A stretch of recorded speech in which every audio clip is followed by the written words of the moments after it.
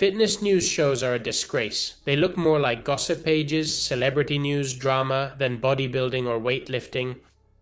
Lee Haney, 8-time Mr. Olympia, doesn't respect the judges. He thinks that if they haven't competed, they have no idea. And Heath, 7-time Mr. Olympia, says that if Instagram disappears, that's even better, right? And that bodybuilding would respect the real champions and not the fake fitness celebrities. Today's video is a hot one with 3 topics I didn't want to make separate videos for. I'm not gonna lie, I recorded a long video about Ligan but deleted it because I thought it was boring and bad. I gave myself a few lashes and I'm back. And let's start with a little rant. Some bodybuilding pages are talking about how Ramon Dino supposedly broke up with his now ex-wife, Viviana, right when she was about to compete, and they have 2 kids together. And why the hell should I care? I couldn't care less, it doesn't matter to me. Why are you talking about his private life? Why are you getting involved in it? Seriously, what are bodybuilding Instagram pages and YouTubers doing posting this kind of gossip, getting into people's private lives about whether they've argued, if they're getting divorced, if they're not together? What is this garbage? And why do people go to these accounts? Even Dino went on Instagram to tell people not to interfere in his life, saying his private life is his own, he only shares family photos, doesn't discuss his private life, and others shouldn't get involved. He asks for respect and wants people to leave his wife, ex-wife, or whatever she is, and his children alone. And it's totally normal, he's a person with a lot of exposure, both him and his wife. Imagine the number of people who must have gone to ask questions, or to throw hate, or stir things up after those pages, who knows where they got it from, started talking about that topic. Well yes, because someone like little kids at school has been checking if they're still following each other or not, and apparently they've stopped following each other or something like that, right? Now seriously, I couldn't care less. I think that people who like fitness, bodybuilding, and who have a certain level of maturity and judgment should be interested in whether Dino has parted ways with his coach, right? For example, if he has changed his coach, or if he's in good health, or if he's not going to compete, well, everything that has to do with his life, but as a bodybuilder.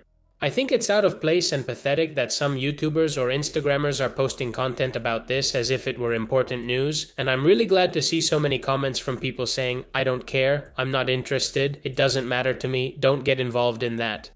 Commenting isn't enough. Everyone should unfollow and penalize them together. Between that, those who post misinformation, fake news, make things up, they post so-and-so has died, and a few days later, no, he hasn't died, so-and-so will never compete again, and a few days later, yes, he will compete. And in the meantime, they've already gotten the views from some followers. Man, let's penalize them.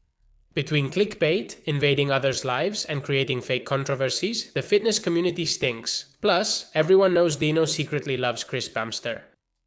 Now that I've said this, let's move on to the allegedly Haney topic. Basically, in an interview with Sin Orange, who's the one that manages the Discord more? Is that considered a media outlet? I don't respect judges who've never been in that situation. He said he doesn't respect judges who haven't competed or been on stage, questioning how they'd know otherwise. How would they know? They don't know. They might say crazy things. Why let yourself be judged by someone who hasn't competed or isn't a bodybuilder? Competitors should be careful about which shows they enter and who judges them. I'm going to try not to get worked up about this topic because I'm already fed up with it.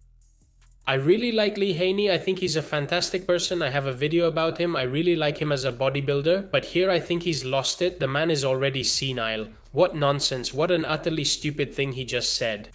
Steve Weinberger, Tyler Mannion, and other judges who don't compete or have never competed. They're not great bodybuilders. They're the ones who judge bodybuilding and have learned to judge through years of experience, watching competition after competition, evaluating physiques, learning from other experts. They've probably also taken some kind of course, studied the rules and criteria very thoroughly, just like I have, okay? And that's how you gain experience. Who are the ones judging me? Have they ever been on stage? Where do they come from? Who are they? How would they know? They don't know. They might say crazy things. What Hygiene says doesn't make sense. If you are a competitive bodybuilder or have been a great bodybuilder, you won't magically learn to judge just because of that. When you compete on stage, you're not judging yourself, you're not judging competitions. Many bodybuilders actually know very little about bodybuilding. Some don't know where certain muscles are, others drink vinegar to lose weight or do waist twists to reduce their abdomen. Some people like Heath or Jay Cutler say things like, I think Nick Walker will win this year, or Samson could finish 10th, but do you really know anything about bodybuilding? In the end, they practice the sport, they don't judge it, just like a soccer player might not be the best referee or the best commentator. Or an MMA fighter, he might be great at throwing combinations and doing holds, but he's not qualified to judge a fight. And I think this can apply to anything. One thing doesn't have to do with the other. In fact, I think that competing could give you context about what you go through during preparation, dieting, training, what you have to endure to be there, how hard it is. Maybe that makes you value it more, maybe.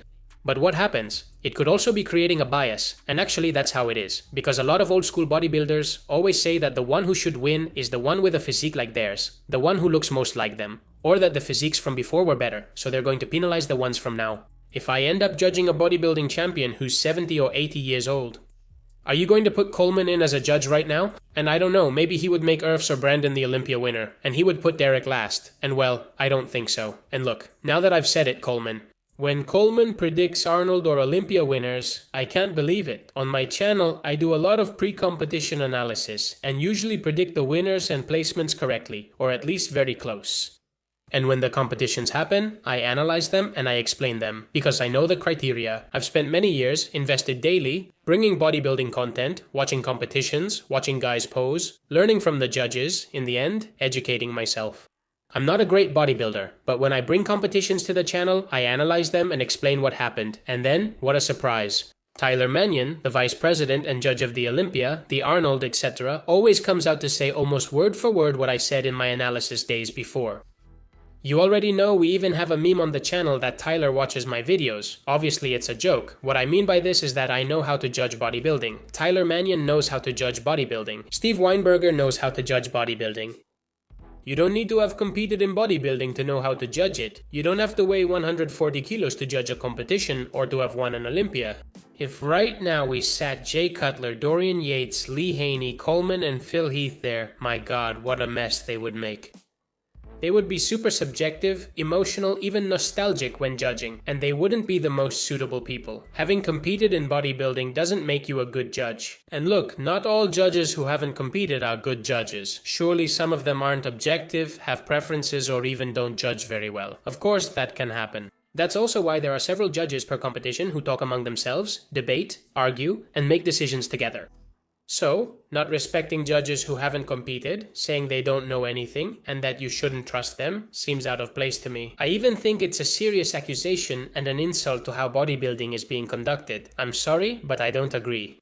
What should be valued in a judge is how much experience he has, how many years he has been judging, how many competitions he has seen, how many bodybuilders he has seen posing, who his mentor is, where he learned from, if he knows the rules by heart, and so on.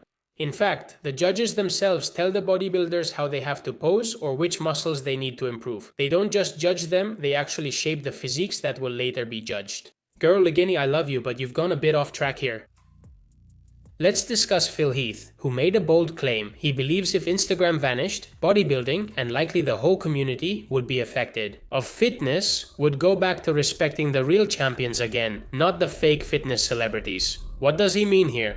And we can interpret this in many ways. It seems pretty ambiguous to me, but I think he's trying to say that there are Instagram bodybuilders, even influencers, who do have a good physique, abs and all that, but they're gaining millions of followers, attention, fame. Brands pay them, they make a living from it, while the real bodybuilders, the ones who should be followed, admired, praised, and making a living from it, should be the competitive ones, the ones who get on stage, who give it their all and win competitions. I think that's what Phil Heath means. His criticism is that Instagram is full of fake influencers, filters, effects, people showing off their physique, pumped up under amazing lights with the latest smartphone, the latest camera that came out. All of that is fake and doesn't count, yet people follow them even though many don't deserve it. People should follow real bodybuilders instead.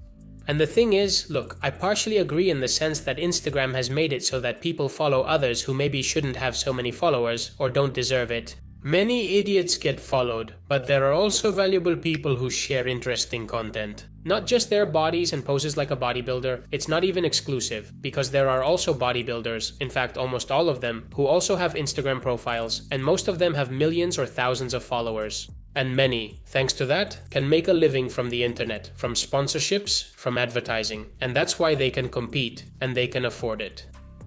Which is fantastic, right? Phil Heath believes that a champion proves himself on stage, and that the world, which is ultimately connected by the internet, should reward that, should reward those people, not some random influencer who does things just for attention.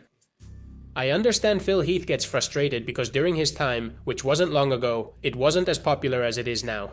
I understand he's frustrated he lacked those opportunities, faced more challenges, or has proved a lot, and is one of the best in the world. I get it, but I don't really see much sense in the criticism he's making, or in the comment he made. Like, if Instagram disappeared, would this happen, and would it be better? I agree with him that it's true there are fake influencers and celebrities, or people who are deceptive about their bodies and transformations, yet they're followed and famous. They get sponsorships and brand attention, which I agree may not mix well.